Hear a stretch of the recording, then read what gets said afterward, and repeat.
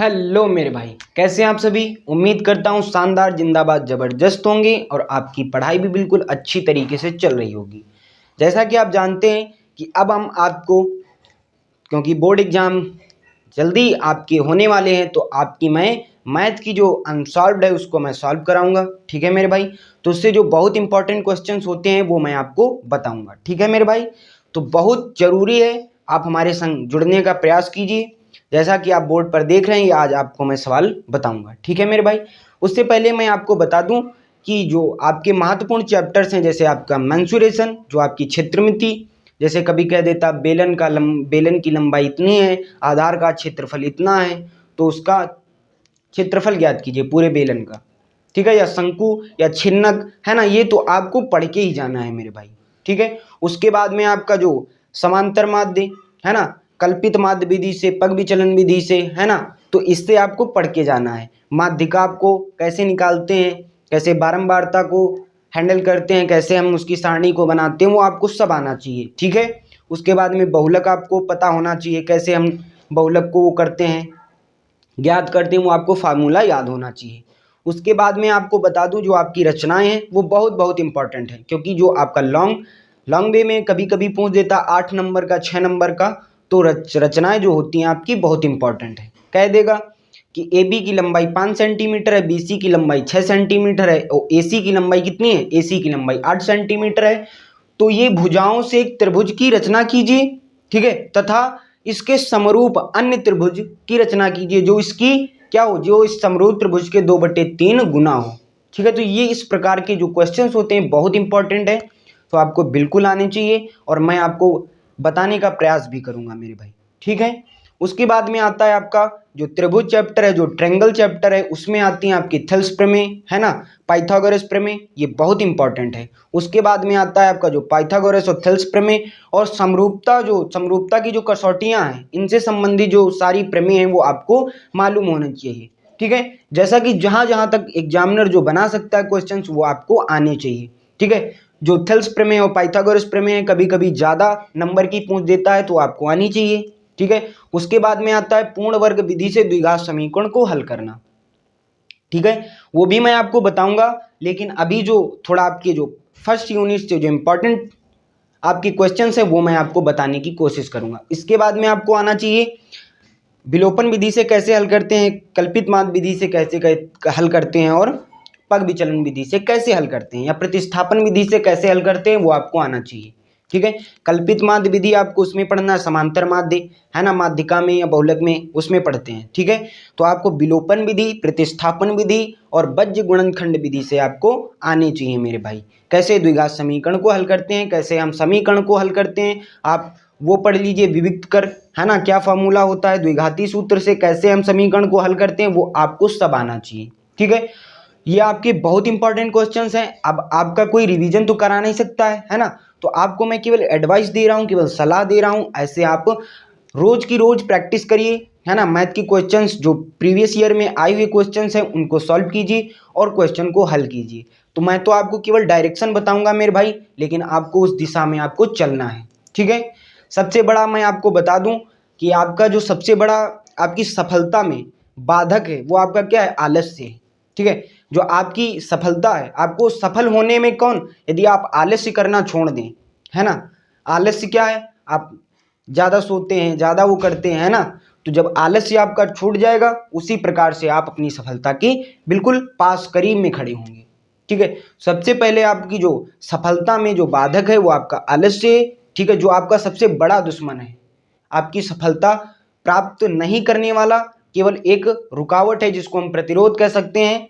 तो ये प्रतिरोध जो रेजिस्टेंस है, ये आपका आलस्य है। तो इसको आप मेरे भाई, आपको मैं एडवाइस दे रहा हूं कि इसको आप दूर कीजिए। ठीक है। और अपनी पढ़ाई को अच्छी तरीके से चलाइए। ठीक है। तो आप देख रहे हैं बोर्ड पे प्यारा सा क्वेश्चन हमने लिखा है और इसको कैसे हल करना है। ठीक है मेरे भाई।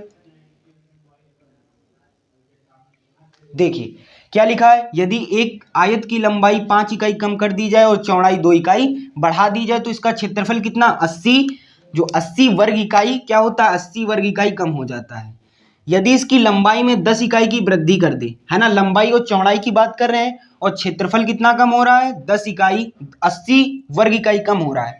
चौड़ाई और देखिए दूसरी कंडीशन उसमें कह रहा है लंबाई को 10 इकाई वृद्धि कर दी जाए, चौड़ाई में 5 इकाई की क्या कर दी जाए। जो आपके इंपॉर्टेंट है वहां पे हम ये ब्लू कलर का जो मार्कर है वहां पे हम इसको चला रहे हैं। चौड़ाई में 5 इकाई की कमी करते हैं तो इसका क्षेत्रफल 50 वर्ग इकाई क्या होता है, बढ़ जाता है। तो आयत की लंबाई और चौड़ाई ज्ञात कीजिए। मेरे भाई आपको मैं बता दूं कि इन सभी क्वेश्चंस जो आपके दिए होते हैं तो इसमें सबसे पहले आपको लैंग्वेज समझनी पड़ती है। लैंग्वेज क्या है मेरे भाई, कह रहा है आयत की लंबाई और चौड़ाई ज्ञात करनी है, तो जो हमें ज्ञात करना पड़ता है उसी को तो हम लिट करते हैं। तो लिट कर लेंगे, यहाँ पे लिखेंगे माना आयत की लंबाई कितनी है, यक्स मान लेते हैं, और चौड़ाई कितनी है, मानते हैं आयत की चौड़ाई कितनी है, वाई है। ठीक है, तो फर्स्ट कंडीशन से मतलब प्रथम शर्त से आप लिखेंगे, प्रथम शर्त से, है ना। आपको समीकरण मैं बना के दे दूंगा और आपको केवल हल करना है। ठीक है, केवल देखो गुरु का क्या कार्य होता है ना, मैं आपका बड़ा भाई हूँ, केवल बड़े भाई के नाते से मैं आपको बता रहा हूँ। मैं आपका कोई टीचर ना कोई, केवल मैं आपका दोस्त या बड़ा भाई हूँ। तो इसी बड़े भाई की सतह से आपको मैं मतलब बड़े भाई के नाते आपको मैं केवल सलाह दे रहा हूँ। मैं आपको यहाँ पे क्वेश्चन बना के दे दूंगा, बाकी हल करने की जिम्मेदारी आपकी है। ठीक है मेरे भाई, जैसे आप जानते हैं कि आप जाते हैं स्कूल तो पढ़ने, वहाँ पे तो क्या करता है मास्टर, जो गुरुजन होते हैं आपके अध्यापक होते हैं, वो आपको केवल मार्गदर्शन देते हैं, बाकी उस मार्ग पे चलना आप ही को पड़ता है। ठीक है, तो मार्गदर्शन लीजिए, बाकी आपको अपने हाथ से उसको हैंडल करना है ना मेरे भाई। ठीक है, तो आइए इस प्रकार से मैं आपको एक क्वेश्चन बना के दे दूंगा, हल करने आपकी जिम्मेदारी है। क्या कह रहा है, लंबाई में 5 इकाई क्या करते हैं, कम करते हैं। तो बोलो भैया, हमने लंबाई क्या मान ली, यक्स, और इसमें हम 5 इकाई कम कर देंगे तो x - 5 हुआ। ठीक है, चौड़ाई में 2 इकाई, भाई ये तो लंबाई की बात हो गई, है ना। अब चौड़ाई की बात करते हैं तो आपकी क्या है, यहाँ पे आपकी लंबाई है। अब थोड़ी सी बात समझते हैं, आपकी चौड़ाई कितनी है, y, और चौड़ाई में कितनी इकाई बढ़ा दी जाए, चौड़ाई में हम 2 इकाई बढ़ा दें। तो चौड़ाई में हम 2 इकाई बढ़ा दें तो इसका क्षेत्रफल, जो आयत का क्षेत्रफल क्या होता है, तो आप समझते हैं कि आयत का जो क्षेत्रफल होता है, आयत का क्षेत्रफल, है ना, जो एरिया होता है रेक्टेंगल का, वो क्या होता है, लंबाई इंटू चौड़ाई, L इंटू बी होता है, जिसको हम कहते हैं L इंटू बी, जो आपका लंबाई और चौड़ाई है। तो भैया लंबाई और चौड़ाई से ही तो क्षेत्रफल बनता है, तो यहाँ पे हम इंटू का निशान नहीं लगा सकते हैं। तो बोलो भैया, लंबाई और चौड़ाई और जो आयत का क्षेत्रफल है, पहले हमने लंबाई और चौड़ाई को कहाँ माना, यक्स और वाई, इसी क्षेत्रफल से कितना कम है, तो भैया आयत का जो फार्मूला है वो लंबाई इंटू चौड़ाई क्या है, एक्स इंटू वाई है, तो एक्स वाई हो गया। और क्षेत्रफल से कितना कम है, तो 80 वर्ग कम है। तो क्षेत्रफल से कितना कम हो गया, 80 वर्ग कम हो गया। ऐसे आप इक्वेशन बना सकते हैं। ठीक है, इसके आगे आपको हल करना है। ठीक है, आप यहाँ से एक पहली कंडीशन से पहली समीकरण बना लेंगे। ठीक है, और यहाँ पे हम आपको बता दें द्वितीय शर्त से क्या कह रहा है, बस वही काम करना है। कह रहा है इसकी लंबाई में 10 इकाई की वृद्धि कर दें। तो लंबाई में क्या कर देंगे भैया, लंबाई में 10 इकाई की वृद्धि कर दे, तो वृद्धि करने का मतलब बढ़ा देना। और चौड़ाई में क्या कर दें, चौड़ाई क्योंकि आपकी y है, और चौड़ाई में 5 इकाई की कमी कर दें। तो 5 इकाई की कमी करना मतलब आपके 5 ऊपर कर्जा हो गया। ठीक है, आप जानते हैं कि आयत का जो क्षेत्रफल होता है लंबाई इंटू चौड़ाई, तो हमने कर दिया। ठीक है, उसके बाद में कह रहा है जो उसका क्षेत्रफल है, क्षेत्रफल का मतलब जो लंबाई इंटू चौड़ाई का जो क्षेत्रफल है आयत का, वो कितना है, 50 इकाई यदि बढ़ा दिया जाए। तो हमने 50 इकाई बढ़ा दिया। ऐसे आपकी बनेगी यहाँ से दूसरी समीकरण। जब आप इसको हल करेंगे, इसको, और आप जब इसको हल करेंगे तो यहाँ से 2 समीकरण बनेगी। वहाँ से आपको x और y के मान को ज्ञात करना है। ठीक है, केवल मैंने आपको मेथड बता दिया है, बाकी सॉल्व करनी अब आपकी जिम्मेदारी है। ठीक है, कैसे सॉल्व करेंगे, x की गुणा इसमें कराएंगे, फिर -5 की गुणा इसमें कराएंगे। ठीक है, ये वाले पद सजाती पद को एक तरफ ले जाएंगे और हल कर लेंगे। ठीक है, यहाँ पे भी x की गुणा इसमें कराएंगे दोनों पदों में, और +10 की पद गुणा इन दोनों पदों में कराएंगे। फिर सजाती पद को घटा और जोड़ लेंगे और इसको हम हल कर लेंगे मेरे भाई। ऐसे आपको सवाल करने हैं, ठीक है मेरे भाई। तो ऐसे आपकी पहली और दूसरी समीकरण बनेगी, उससे आपको हल करना है, ठीक है मेरे भाई। तो आपको मैं केवल मेरे भाई बड़े भाई के तरीके से मैं आपको बता रहा हूं मेरे भाई, क्योंकि आपकी देखो आपकी जो सफलता है ना, आपका जो लक्ष्य है वो आपके हाथों में है ना।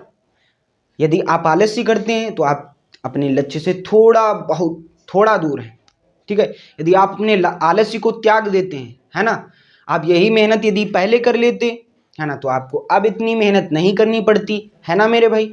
तो आपको थोड़ा अब ज़्यादा मेहनत करनी पड़ेगी, क्योंकि आपको अपने एग्जाम में आपको ज़्यादा नंबर प्राप्त करने हैं और अपने मम्मी पापा का नाम क्या करना है, झुकने नहीं देना समाज में। देखो मम्मी पापा आपके क्या होते हैं, आपकी शान है ना। आपको मम्मी पापा इतने रुपए देकर क्या करते हैं, पढ़ाते हैं कि मेरा भैया एक बार कलेक्टर बन जाएगा, बाबू बन जाएगा, है ना, मास्टर बन जाएगा। तो ये सब आपके मम्मी पापा आपकी भलाई के लिए करते हैं, है ना। तो अपने मम्मी पापा का प्लीज इतनी तो सम्मान किया करें ना मेरे भाई। तो ऐसे हम भी, क्योंकि हम भी पढ़ते हैं, हम भी अपने मम्मी पापा का बहुत सम्मान करते हैं, ठीक है। वो हमें पढ़ा रहे हैं, क्योंकि अब हमारा जो बीएससी ग्रेजुएशन हो रहा है, हमारा बीएससी फर्स्ट ईयर अब की बार, तो उसी की हम तैयारी कर रहे हैं, और तैयारी तो हमारी आगे की चल रही है, ठीक है। तो आप तो समझते हैं मेरे भाई, ठीक है। तो इसी प्रकार से मम्मी पापा सोचते हैं कि मेरा भैया क्या हो जाए, मेरा भैया बहुत बड़ा अफसर बन जाए, है ना।